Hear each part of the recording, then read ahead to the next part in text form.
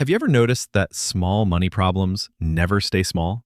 One tiny expense, one "I'll deal with it later" moment, and suddenly your entire month is on fire. Why does life hit hardest exactly when you have the least amount of money? Let me paint a familiar picture. You're driving to work. The check engine light turns on. You already know what that means, about $300 to fix it. Not great, but manageable. Until you open your banking app and see $42 until payday. So, you ignore it.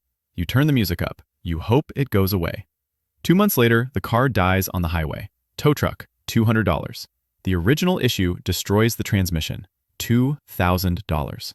You miss work because you have no car. Minus $300 in wages. That $300 problem just turned into a $2,500 disaster. This isn't bad luck, it's math. This is the real cost of being broke. Not just stress, not just anxiety. A predictable financial penalty that compounds over time. Society quietly charges interest for not having money. We're told wealth is about discipline and poverty is about bad habits. Stop buying coffee, cancel Netflix, as if saving $12 a month is the difference between struggle and freedom. But that advice ignores a brutal truth. Money buys efficiency, and lacking money makes everything more expensive.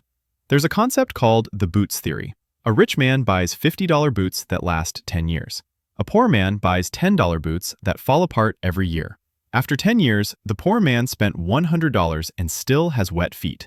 Same road, same weather, completely different math.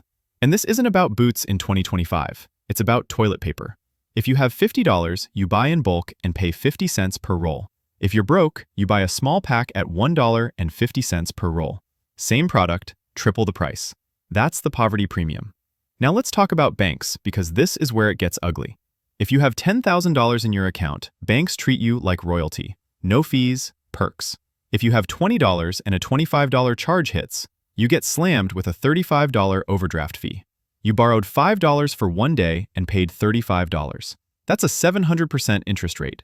And people say, just don't overspend. But when money is tight, your brain switches to survival mode. Studies show your effective IQ drops. You're not dumb, you're overloaded. Long-term thinking becomes almost impossible. That's why bad financial decisions cluster together. Payday loans, fast food, lottery tickets. These aren't moral failures, they're symptoms of scarcity. Being broke taxes your wallet and your mental energy.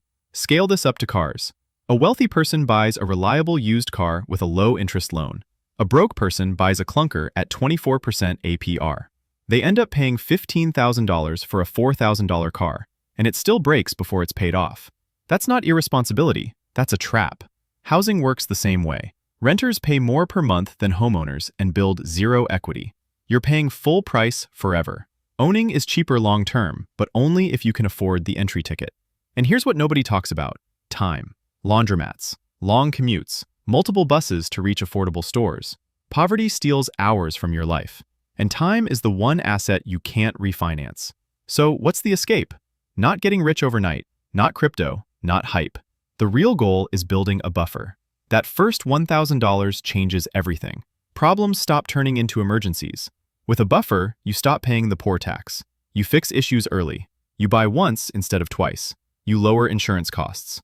Money starts saving you money. The uncomfortable truth?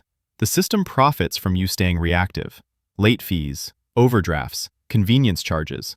When you understand this math, you become a bad customer and a great CFO of your own life. So here's your move. Audit your life. Find where being broke costs you extra. Kill that leak first. One fixed problem at a time, you buy your way out of the trap. This game is unfair, but it's not unbeatable. Once you realize being poor is expensive by design, you stop blaming yourself and start attacking the penalties. That's when momentum begins. If this video changed how you see money, share it with someone who needs it. And if you want more clear, honest breakdowns like this, hit subscribe to my Heavy Wealth channel. We're building long-term freedom, one smart decision at a time.